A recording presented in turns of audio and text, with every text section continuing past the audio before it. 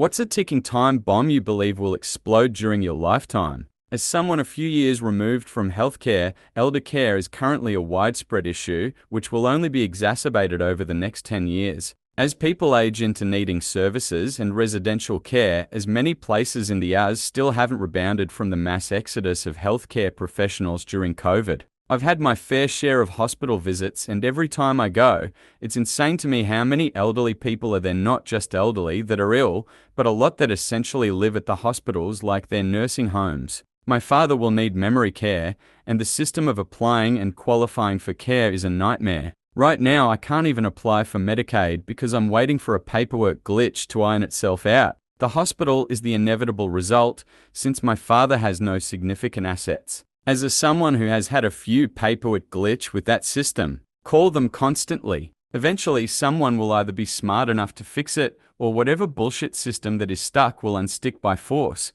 I promise it will not work itself out. I have a disabled child and have been fight with the system for a decade. The system works as intended. Aka barely. This is accurate. My parents are getting to that age and I've seen it firsthand. My mum had to spend almost a year in rehab, then a semi-autonomous facility last year due to a fall. There is a serious shortage of healthcare workers in general, but even more so in elder care. As more and more boomers require care, the problem is only going to get worse. I especially worry for those who don't have family who are willing or able to take on some of the care. My wife works in the health system and deals with older people on the regular. Apparently the worst aged care homes in our city are in the Golden Triangle, which is the green, leafy suburbs near the ocean where all the rich people live, because house prices have become so ridiculously expensive and wages haven't increased at the same rate. No nurses or care staff can afford to live near these aged care homes.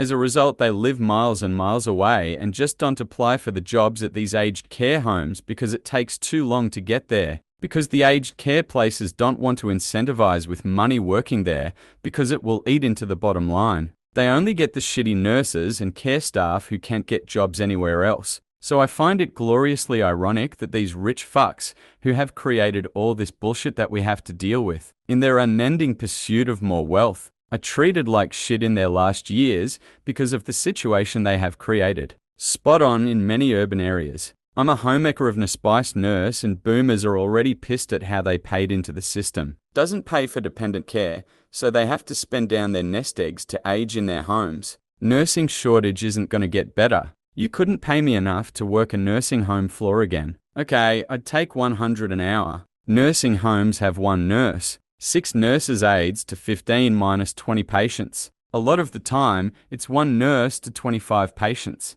At night, it's one nurse per floor or multiple units. The nurse barely has time to push the med cart and shovel meds into them, not counting dressing changes. IVs, feeding tubes. Let's not talk about falls, skin tears, bed sores. It's a brutal job. If you live in a rural area where Medicaid care is shutting hospitals and nursing homes, you are double fucked. People can barely afford life working 40 hours a week. If Mimor strokes from a clot, she's not going to get clot-busting medication in time to reverse that hemiplegic speech loss. And guess who has to care for her? It's going to get grim. My niece, a nursing student, got a summer job at a care home to help patients with basic care, bringing them food, etc. She had just started her college career and had no certifications or training. On the second day, she was given 40 patients and was told she had to feed, change and even bathe some, even though she had no training because other nurses had not shown up. She was in tears because even though she told her boss she had no training and was hired for a different job,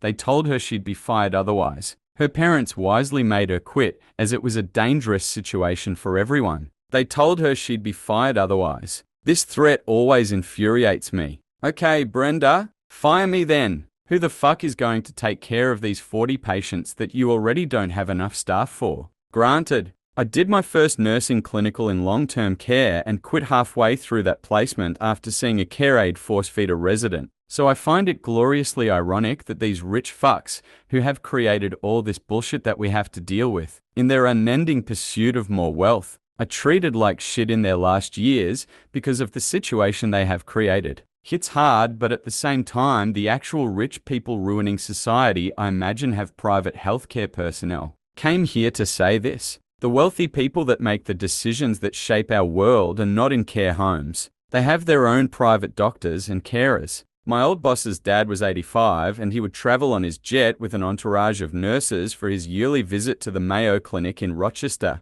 The guy should have passed by now, but he's hanging on, pumping money just to survive. I manage a nursing home and can confirm, staffing is our biggest challenge. I worked at a nursing home for a few hours. It was the most hostile working environment I have ever encountered. The manager told me, yeah, the staff here kind of eat their young. I thought that was an issue in actual nursing. It's actually a huge reason I never bothered pursuing it. Seemed like you'd have to be a mean girl to thrive. Private equity taking over senior living facilities at an alarming pace is going to make this so much worse too. This one, people don't realize how much antibiotics get used, how we haven't had them for very long, and the horrors of dying over minor injury prior to them. Antibiotics becoming useless is a fucking nightmare. People don't realize how much antibiotics get used, especially in livestock farming. That antibiotics still work on cows and chickens at all is surprising. In the USA, 80% of all antibiotic use is in livestock. Much of that is as a growth promoters. In Australia, it's 70% of all antibiotic use.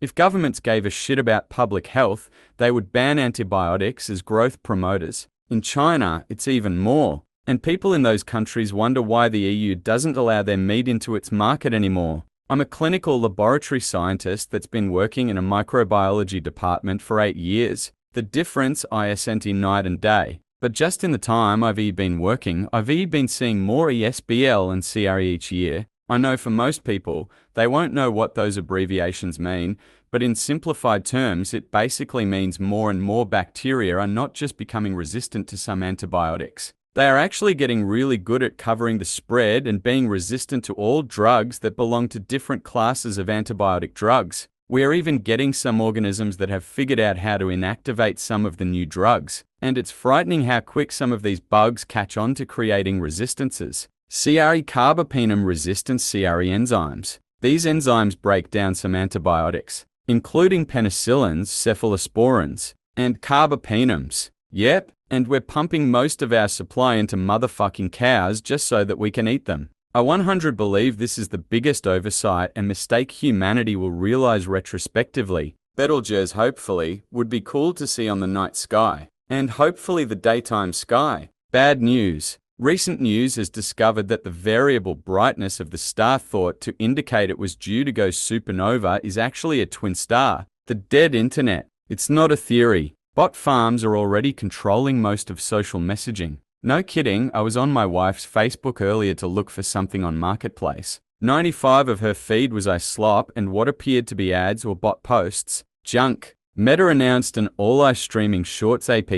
Social media bots aren't real. Fellow human, that's just a ridiculous rumor. By the way, have you played Raid, Shadow Legends? It's a hot new game that, I don't know enough about it to continue the joke. As a real human, I also love Raid, Shadow Legends, the brand new MMORPG CIATTYL game that I play with all of my real human friends. If you join using my special code, 198 for WooZ the Blueprint, you'll get an extra 100 gold coins, a 20 value. Join now. I can't remember the last time I had an ISP that offered web space hosting as part of your subscription. I miss the janky homemade websites. It's now either a Substack, Wikia or Squarespace site, and all aggregated content. Absolutely. I think the biggest nail in the coffin is the move to mobile computing. A device with a 6-inch touch screen is hard to produce with, but easy to consume with. Mobility also means inconsistent connectivity and availability, which gets in the way of P2P.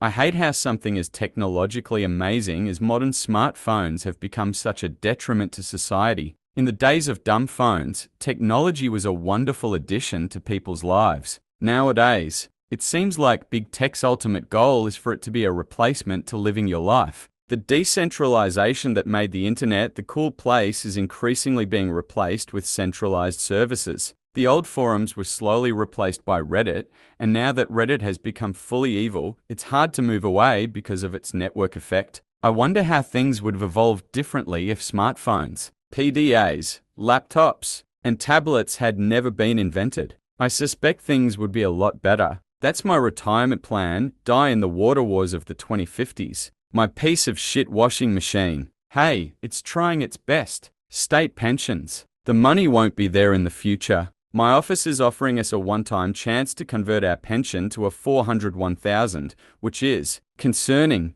I would hate to think that in 6 months the pension turns into an IOU. Then a debt you can't collect. IOU, 1/1 pension on a slip of paper that gets mailed to you at 65. Millions of people will be fucked, including me. The promise of a pension is the only thing that keeps lots of public sector workers accepting shitty public sector salaries. I personally expect to get the catch-22 experience, where right before I get to retire, they raise the number of years needed. In my area, they have increased the years for new people. They have also capped the cost of living increases. My guess is that soon they will be fixed with no cost of living increases, like the few public sector pensions that still exist. All the Tupperware lids I've lost over the years, forming a mountain of lidless containers in my kitchen that will one day collapse and either crush me or drown me, or form an airtight seal and preserve you like a 2025 bog body. Cascadia subduction zone will move. I'm 35. It's 320 years into an average cycle of 220 years between major earthquakes over the last 10.0 years.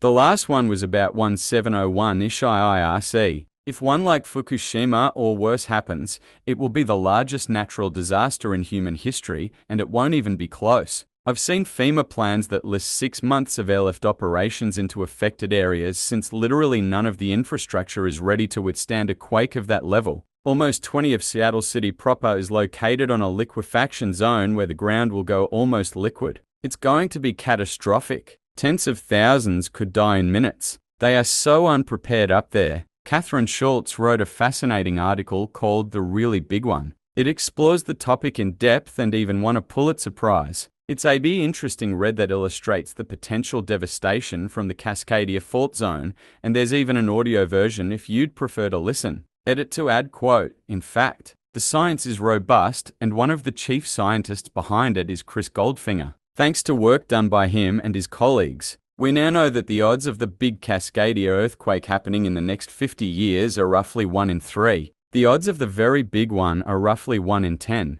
Even those numbers do not fully reflect the danger or, more to the point, how unprepared the Pacific Northwest is to face it. It happened on January 26, 1700 at around p.m. We know the exact date and time because the Japanese kept meticulous records of natural disasters, and that date coincides with a massive tsunami that didn't have an accompanying earthquake. Think about that for a second. Whatever seismic event caused that tsunami was so powerful that it inflicted major damage in Japan, all the way on the other side of the Pacific Ocean. Now imagine what was happening on the west coast of North America that dark winter's eve. If it happens again in our lifetime, nothing in the Pacific Northwest to the left of I-5 will remain. Everything leveled. It will be the single largest refugee crisis in US history. The shaking alone could be violent enough to cause damage up into Vancouver, British Columbia. None of the buildings in that region are prepared for such an event. We might even see skyscrapers collapsing 911 style. You couldn't pay me to live in Portland or Seattle knowing that. I'm going to be fine. I have 2 gallons of water somewhere in my house or maybe garage, and a pantry full of random cans of ingredients that I don't use, and a flashlight. Social Security. The year it becomes insolvent happens to be the year I'm supposed to retire. Just remember that insolvency doesn't mean 0 payments. It means about a 30% reduction in payments. Still sucks. And another friendly reminder that this doesn't have to happen. It would be fairly easy to make changes that avoid insolvency, but they have been hammering in its inevitability for decades, so they can let it happen without much pushback. A major cyber attack on critical infrastructure that will not get turned around quickly, leading to a mass panic incident, housing market, or a financial strike. The disparity between wages and house prices just can't go on. Yes, it can. See Hong Kong, Seoul, Singapore, Vancouver. Worse ratio of pay versus housing. Still needs to be solved, but it can get worse. So that'll be like the 3rd or 4th time during my lifetime. But, yeah, this shit is gonna implode hard. The decline of third spaces and social isolation. Bars and pubs have been on the decline due to less alcohol consumption, generally a good thing, but still, Malls and movie theaters are experiencing a decline in foot traffic due to online shopping and streaming. Even Starbucks and other coffee shops are floundering. At this rate, the day will come fairly soon when the only reason anyone leaves home is to work or to the grocery store, assuming delivery and online orders don't fully take over here as well. And that'll be a sad day. Not to mention everything costs a fuckload, further contributing to its decline. Social media and smartphones rotting the brains of at least 2 entire generations so far. I have to think there will be some dire consequences, some of which are already being experienced. And yes, I know Reddit is social media. I get the irony of posting this here. The whole Charlie Kirk thing has highlighted this to me. Social media, and even just media in general, is being specifically engineered to divide us neatly into 2 groups, both of which hate and fear the other. If you walk outside and talk to people though, life is still normal and people are people, but it's pushing society steadily into an increasingly dark place. In the last decade, it has affected perpetually online people's worldview, but with more and more people perpetually online, it's affecting society at large. In the next decade, we will see its effects in the real world more and more. For crying out loud, on the Apple sub, people were saying how their iPhone can last through their typical day with 8 hours of screen time. What the fuck? Gen X here. I love my screens, but I agree. I was at a demo derby with friends and families. The number of kids staring at phones astonished me. Here we are in the midst of redneck destruction and fried carnival foods, and they can't peel their eyes away from a screen. Anecdotally, they seem to be on screens rather than playing at friends' houses or getting outside in general. They also seem annoyed at even the suggestion of a few minutes of boredom. I think this will lead to a loss of creativity and human relationships. ETA, I'm not a parent, so my sample size is very small. While Reddit is social media, it's a rather slow form of it. Most of it is reading. You don't hit up Reddit to watch your 7-second videos, which is where a lot of the problem lies. I'm not defending it, just calling it less of the evils. Also, by making it anonymous, you're not really participating for social credit, at least not much. That's exactly why this is the only social media I participate in, and even that is admittedly excessive. I am perfectly happy remaining anonymous and under the radar. Unfortunately, that also means things can be said that, due to the lack of reprisal, might not be particularly, let's just say, redeemable. Reddit is rife with outrage addicts, and there is no shortage of people more than happy to oblige them, often at the cost of the truth. You can also largely turn it into whatever you want it to be by sub, rather than letting an algorithm primarily dominate what gets shown to you by the platform. I used to share the same opinion until I realized I spend hours of my day reading garbage as opinions. I still spend several hours per day on Reddit. Instead of shorts, you can read completely wrong 2-sentence summaries of world events, crashing of the healthcare system, housing market collapse. Just looking at prices in a very sketchy rundown area here. A small old house is now 500.0. It won't collapse. What will happen is that owning a house will become impossible for 99% of people, and it all gets bought up by banks. The houses will be chopped up into HMOs, and we will all have to pay half our monthly wage on renting a wardrobe with a bed in it. Go look at the Hong Kong housing market if you want to see the end game of all this. Editing this comment. Hell, you don't even need to go to Hong Kong. Just go to YouTube and look up New York micro apartments and gaze in horror at all the people paying $1,000 to live in a shoebox.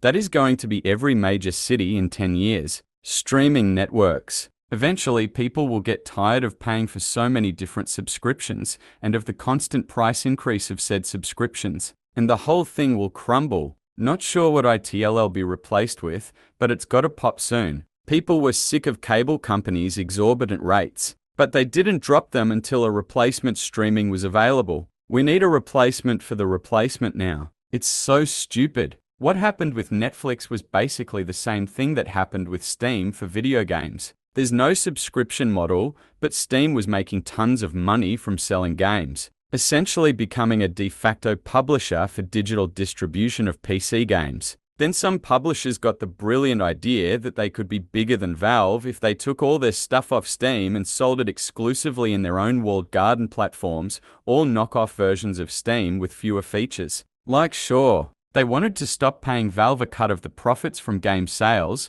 but they sold less on other platforms because people just wanted to keep using Steam. But EA and Ubisoft and Epic were all convinced that everyone used Steam mainly for their games and not anyone else's. Much like how all these film studios assumed Netflix owed its popularity to any one specific content library and not the fact that they used to have everyone's stuff. They all think they can make Netflix money with 10 of the content. The difference between working together and striking out alone. Another big factor is that Valve is privately held, not a publicly traded stock. So they don't have to maximize shareholder value, not matter the cost. They can choose not to squeeze every available dollar today out of Steam users and developers because they would rather have a long-term, stable business that offers value and keeps earning your business. Weird, right? Yo ho. I'm ready to cancel all of them and just go to the library for Blu-rays. Based on the direction it's going now, piracy more than likely. Environmental collapse caused by loss of species, habitats, pollinators, and biodiversity. Since 1970, vertebrate animal populations globally have already dropped by 73. Hard to say. So many of them already have exploded. Society is exhausted and numb to it at this point, so more bombs might explode. But the question is, how much people will be able to care? The problem is, things don't explode so much as burn slowly. Things like wealth inequality and global warming are slowly getting worse and worse, but people deny it's happening or minimize the issues. Would almost be better if things happened or not because people might actually notice. I've gone 5 years without shitting my pants. Not so much as a skitty. I feel like I'm just tempting fate at this point. Just shit your pants so you don't have to worry about shitting your pants anymore. Looks around nervously, all of it. Levee breakage and mass flooding along the Mississippi River due to an earthquake on the New Madrid Fault. Levees have been built higher and higher over the years all along the Mississippi to prevent flooding. When the river floods, it dumps sediment onto the floodplains.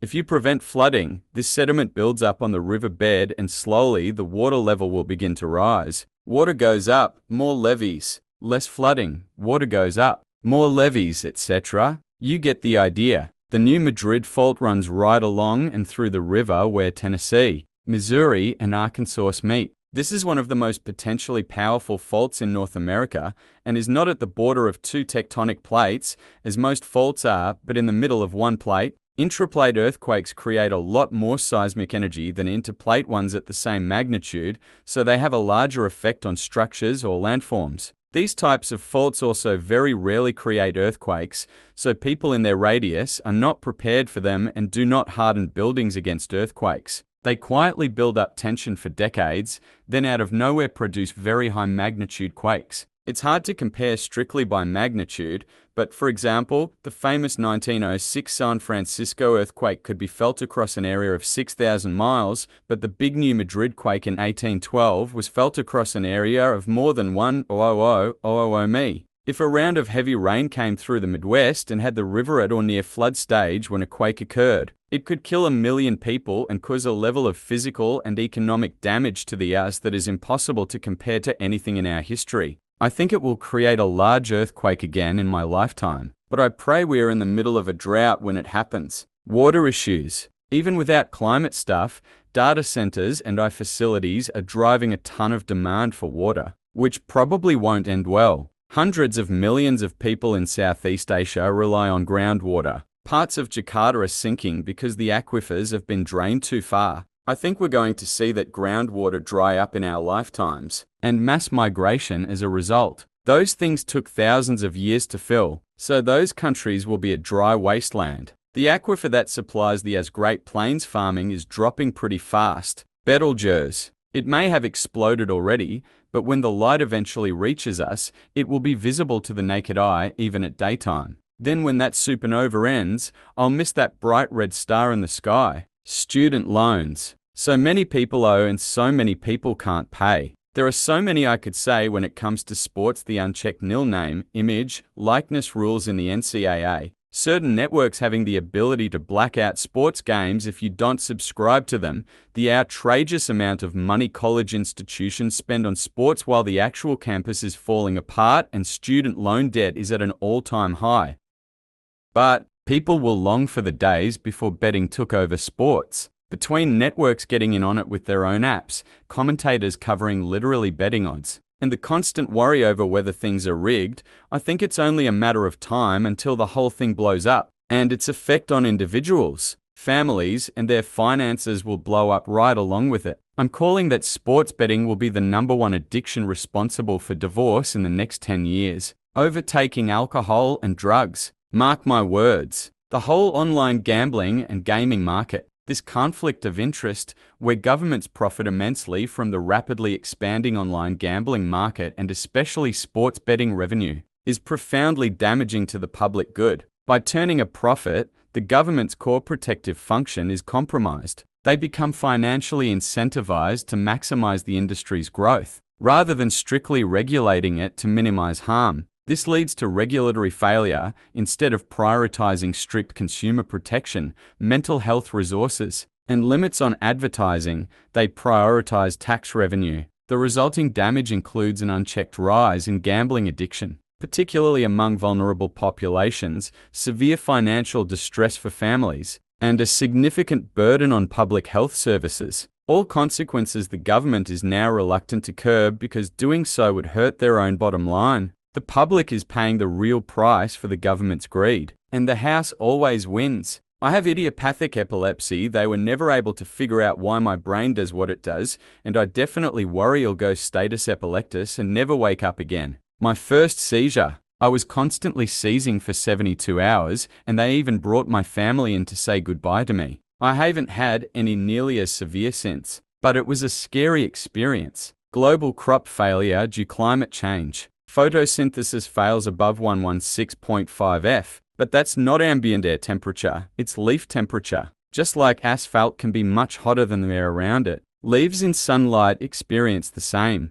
Some crops in the Midwest are starting to experience this when ambient temps are 95 F. It has the same effect as just covering the plant in darkness. Many prairie plants will likely survive, as their roots can run more than 10 feet deep, but most of our AG plants have extremely shallow roots, so they won't receive any meaningful cooling effect from the water. I feel this is worth mentioning because just like in Hof and the snowball, as crops begin to fail, we will see conservative farmers simply refute it by saying, some stuff is still growing, so the scientists must not know what they're talking about. But, yes, it's coming. Might even happen before global warming has a chance to make croplands infertile. Right now, China is refusing to buy our soybeans, and they're all just sitting in silos. It's causing a jam in the normal flow of crops to buyers, and now there's nowhere to put corn harvests. Check out the situation in the Midwestern us right now. It's terrifying, and basically nobody outside of the farming community is talking about it. Whatever this shit is going on in the us right now,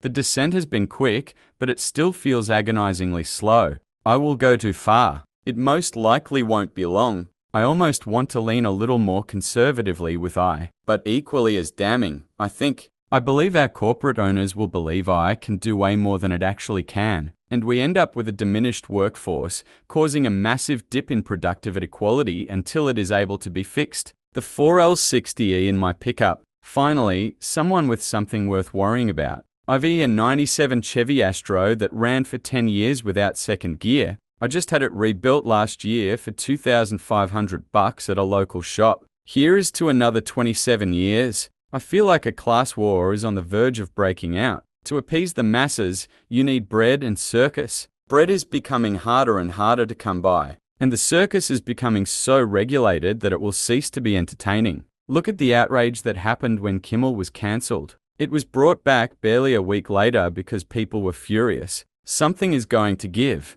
I feel it. The wealthy are the enemies of everyone else on the planet. They are the source of most of our problems. Another analogy involving those two, the bread's expensive as shit, and they're taking away the circuses. This is why Loogie is such an interesting case. He struck at the head of a health insurance company, and in doing so he attacked upwards, not against the left or right. I think it's very interesting that we had people on both the left and right wings who were sympathetic or supportive of his actions. No class war can happen without class consciousness, and in the US, the powers that be are fighting very hard to make sure that no one in the next generations to come ever develop a class consciousness. People weren't pissed because entertainment was removed. They were pissed because the government pulled some faces shit and tried to strong-arm his employer for what he said about the government. The government then strong-armed local broadcast stations who complied in hopes of getting favorable kickbacks that allow them more market share. Meanwhile, they missed out on some of the largest viewership to appease Cheeto.